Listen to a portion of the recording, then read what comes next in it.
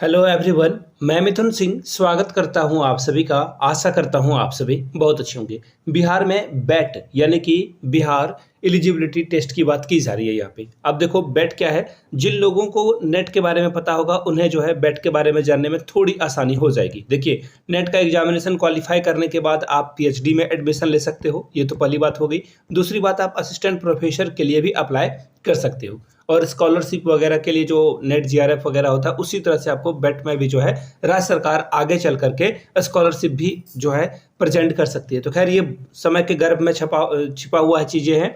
अभी फिलहाल के लिए जो मैं आपको बातें बताने वाला हूँ इस वीडियो में, सिर्फ पीजी पास यानी कि अगर आपने पोस्ट ग्रेजुएशन कर रखी है तो आप असिस्टेंट प्रोफेसर के लिए एलिजिबल हो जाते हो। इसके बारे में भी हम लोग बात करेंगे इस वीडियो में। और अब देखो, एक्चुअली बहुत सारे लोगों को पता होगा जो बहुत दिनों से इंतजार कर रहे हैं इस वैकेंसी के बारे में, या फिर ये जो एलिजिबिलिटी टेस्ट है इसके बारे में। तो आपको पता होना चाहिए कि 2023 से ही जो है ऐसे न्यूज़पेपर में खबरें आ रही थी कि इस पे जो है जल्द ही जो है इसके ऊपर कोई डिसीजन लिया जाएगा और एग्जामिनेशन कंडक्ट कराया जाएगा। तो देखो, फिलहाल के लिए TRE यानी कि टीचर एलिजिबिलिटी टेस्ट जो रिक्रूटमेंट वगैरह है, TRE 1, 2, 3 और 4 भी होने वाला है। तो ये मौका आपको नहीं छोड़ना है। अब जो है बेट का एग्जामिनेशन भी होगा, क्योंकि आपको पता होना चाहिए कि विधानसभा का जो चुनाव है वो भी होने वाला है। तो ऐसे में सरकार कोई भी खतरा मोल नहीं लेगी और जो भी रिक्रूटमेंट बची हुई है उस पर काम करने वाली है। तो ये था 1 मिनट 30 सेकंड के इंट्रो में मैंने सारी बातें आपको बता दी।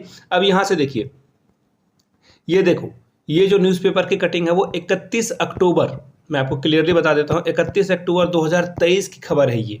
अब यहाँ से आप देख पाओगे, अब बिहार में नेट के साथ बेट को भी जो है सहायक प्राध्यापकों के लिए जो है नियुक्ति में लिया जाएगा। अब सबसे पहले ये मैं आपको समझा देता हूँ, ये तो पुराना खबर हो गया। अब ये देखो न्यू खबर है, ये जो है न्यू खबर है। अब यहाँ से देखिए, जो समिति की बैठक हुई थी उच्च स्तरीय शिक्षा परिषद की, उसमें कई निर्णय लिए गए हैं। अब देखिए, इसके बारे में सबसे पहले आपके मन में डाउट आ रहा होगा, क्या अदर स्टेट वाले एलिजिबल हैं या नहीं। तो देखिए, अदर स्टेट वाले भी एलिजिबल हैं। अगर आप बिहार से हो, पंजाब से हो, राजस्थान से हो, कहीं से भी हो, तो भी आप जो है बिहार में इस वैकेंसी के लिए अपने आप को एलिजिबल पाते हो। यहाँ तो हो गई पहली बात क्लियर कि अदर स्टेट वाले एलिजिबल हैं। दूसरी बात, अब देखो, जो नेट क्वालिफाइड हैं क्या उनको भी बेट करना अनिवार्य है? नहीं, ऐसा बिल्कुल नहीं है। अगर आप बेट कर लेते हो तो अच्छी बात है, नहीं तो नेट से काम आपका चल जाएगा। अब दूसरी खबर आएगी कि बेट को लेकर जो है कि बेट का एग्जामिनेशन जो बिहार पात्रता परीक्षा है, इसको लेकर कोई इन्फॉर्मेशन नहीं है कि एग्जामिनेशन कैसे लिया जाएगा। तो मैं आपको बता दूं, अगर जो नेट की तैयारी कर रहे हैं उनको बेट की तैयारी करने की ज़रूरत नहीं है, या सेट की तैयारी, जैसे कि अदर स्टेट में सेट आता है तो, और झारखंड में भी जेट आने वाला था तो अभी आया नहीं है। तो ऐसे में देखो, जो लोग नेट की तैयारी कर रहे हैं हूबहू आपको बेट की तैयारी करनी है, कुछ भी अलग नहीं करना है। I repeat, you don't have to do anything extra, कुछ भी एक्स्ट्रा करने की जरूरत नहीं है। ऐसा मैं क्यों कह रहा हूं, तो देखिए आप मेरी बातों से समझ जाओगे। देखो, एक्चुअली बेट का सिलेबस को जो है यूजीसी के मान्यता के अकॉर्डिंग रखा जाएगा, यानी कि यूजीसी का जो सिलेबस है, नेट का जो सिलेबस है उसी के अकॉर्डिंग रखा जाएगा। यानी कि इसमें भी पेपर 1 और पेपर 2 का एग्जामिनेशन आपसे लिया जाएगा। पेपर 1 जनरल पेपर होगा जो कि सभी सब्जेक्ट के लिए है, और पेपर 2 आपके कंसर्निंग सब्जेक्ट, यानी कि अगर आपने फिजिक्स से जो है पीजी किया है तो आप यहाँ पे फिजिक्स के बारे में ही पढ़ोगे पेपर 2 में। यहाँ तक सारी बातें क्लियर हो गई। अब सिलेबस क्या रहेगा, तो आपको कुछ नहीं करना है, आपको नेट के वेबसाइट पे जाना है, यूजीसी नेट के वेबसाइट पे जाना है। वहाँ से पेपर 1 और पेपर 2 का सिलेबस आपको डाउनलोड कर लेना है, जो भी आपका कंसर्निंग सब्जेक्ट है, और वही पेपर की तैयारी जो टॉपिक वाइज दिया गया है उसे आप पढ़ लें। टॉपिक वाइज जो सिलेबस है, इन टॉपिक्स को पढ़ना है आपको, वो आप यहाँ वहाँ से जो है देख सकते हैं। बाय द वे, आप टेलीग्राम पे आइए, टेलीग्राम पे मैं आप लोगों के लिए जो है जो भी सिलेबस की पीडीएफ है वो अवेलेबल कराने की कोशिश करूंगा, पेपर 1 के लिए भी और पेपर 2 के लिए भी। आप तैयारी के लिए जो है कर सकते हो। बाय द वे, इंस्टा पे भी मुझे आप फॉलो कर सकते हो @iMithunSingh पे। अगर किन्हीं को सिलेबस में दिक्कत हो रही हो तो आप मुझे मैसेज कर सकते हो इंस्टा पे iMithunSingh पे।